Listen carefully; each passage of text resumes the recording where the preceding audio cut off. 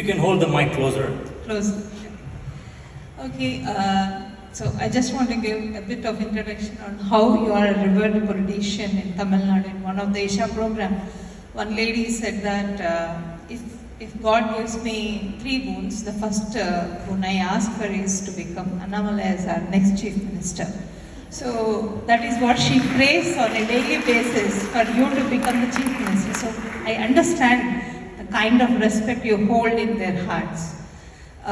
While I am from Andhra Pradesh, I made my home in Karnataka. My husband is from Chennai. All 3 states are very close to me. But the deep-rooted corruption, I know India is growing. India is growing affluently. I can see that growth everywhere. But what is pulling back us is the deep-rooted corruption. Do you have any numbers which are making a promise that we are going backward in the corruption? Because you have shown so many good numbers where the growth is. But I want to see where we are going behind in the corruption, because every part of the infrastructure is failing so badly in Karnataka. It pains me to see how the system is failing, how the roads are failing, how it is. I mean, my kids love to stay back in India. In fact, I asked them to come along with me to UAE. They said, no, we love India. And I'm very proud to hear that. But when I go back to India every month, I feel really bad. It makes me sorrow that these roads are filled with filth. The roads are so bad. I'm not only talking about the roads, the government system, everything, like every odd thing. So what are your numbers on the corruption? It also makes me equally sad. In our country, every day in the newspaper when we read, we see a mother in a scooty carrying a child going to a school, pothole, they fall down, the mother dies. It's a common story. Or the lorry ran them over. Or rain came, they couldn't see the pothole, something opened. Common story. And also, we also see the stories where a certain class in our country, especially the politicians, they go scot-free in corruption. It's a long winding process, courts, appeals, stays. So you see this process goes on and on and on. And also the corrupt politicians winning elections after elections, correct? This is a pattern. So a lot of people give up hope on democracy. They're like, okay, the same thing is happening again and again. ED cases, FEMA cases, why should I vote?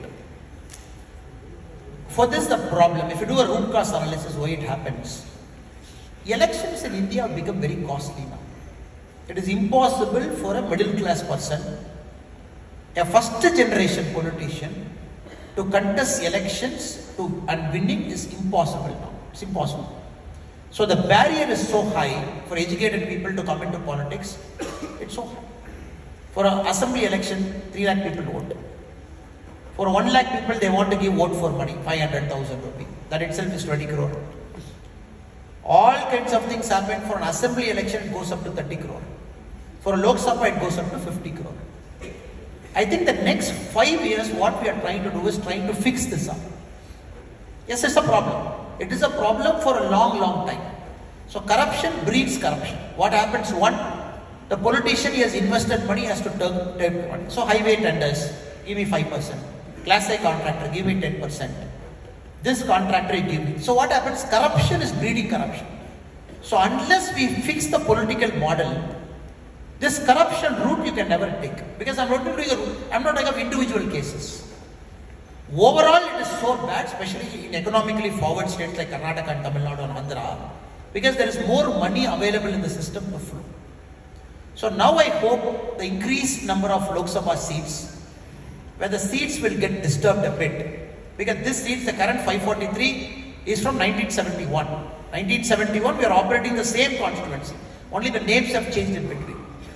Now when we increase it to maybe 2 times, maybe 900 seats, you are disturbing the whole order, number one. Second, you are reserving 1/3 of seats. Nobody knows how that 1/3 is going to happen. Because right now in Indian democracy, there are more women voters than male voters. 51% women, 49% male. So more women are voting. Many constituencies, including my own constituency where I contested, the women voters are more than male voters. So we will find a logic, the committee and the government will find a logic to say which one that is going to, that level of disruption.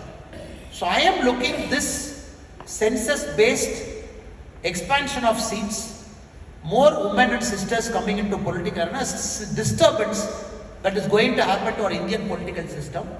This disturbance is a very important disturbance and very needed disturbance. Unless you shake up the system will always find a way to survive. So let that happen. We got to allow that to happen, number one. Second, we got to clean up electoral rolls. 20% of voters in an electoral roll right now are fake. They have shifted, which in election commission calls that as a shifted, deleted, died voter. So we have to clean the electoral roll, because what happens every time at the state government Tahsildar, who go and see somebody who will add their name, delete their name, Form 6, Form 7 and Form 8. What happened in Bihar, the CER, what happened there, the special intensive revision, in my opinion has to start happening in all states of our country, especially the border states. If you look at Bengal, the districts that borders Bangladesh, the population has gone up by 50% in the last 10 years. Nothing against anybody. In the border states of Bengal, bordering Bangladesh, the population has gone up 50% in the last 10 years. How can you expect a fair election to happen? When the electoral roll itself is not transparent, itself doesn't have the right people who are supposed to vote. So India, right now we are fixing all those things. That is why a lot of noise is happening. That is why people are shouting. Because you're disturbing an existing order. You're disturbing a model where some politicians have mastered the art to win elections after elections.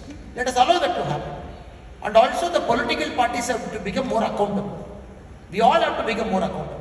Not give seats to criminals, not give seats to corrupt people, not give seats to anybody who is convicted of corruption. For all those things, Supreme Court time and again keeps telling political parties.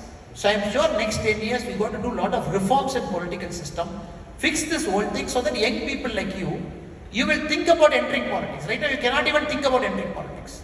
At a panchayat level, you should become a panchayat president of your village. At a sarpanch level, you should try to become a sarpanch, educated people. Municipality level, people should come as councillors. When educated people come into system at multiple levels, change will happen. Right now that is not happening. We are only talking about MP and MLA. But how many of us know the real work actually happens in panchayat level, sarpanch. So there the educated people have to come. Because it is an election where people don't vote on party lines, people vote on symbol lines. For a panchayat election, political parties can't contest. Only candidates can contest, political parties don't have a role in panchayat elections.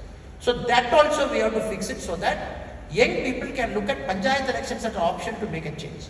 So long answer, but these are my things. Instead of disturbing it completely, just do a part disturbance, do it step by step, so that the system also doesn't collapse, so that we also will get a fair democracy. Lastly, somebody asked Winston Churchill, what do you think about democracy? Winston Churchill said, democracy is the worst form of government. Then they looked at him. Churchill continued, but the other forms of government are much worse than democracy.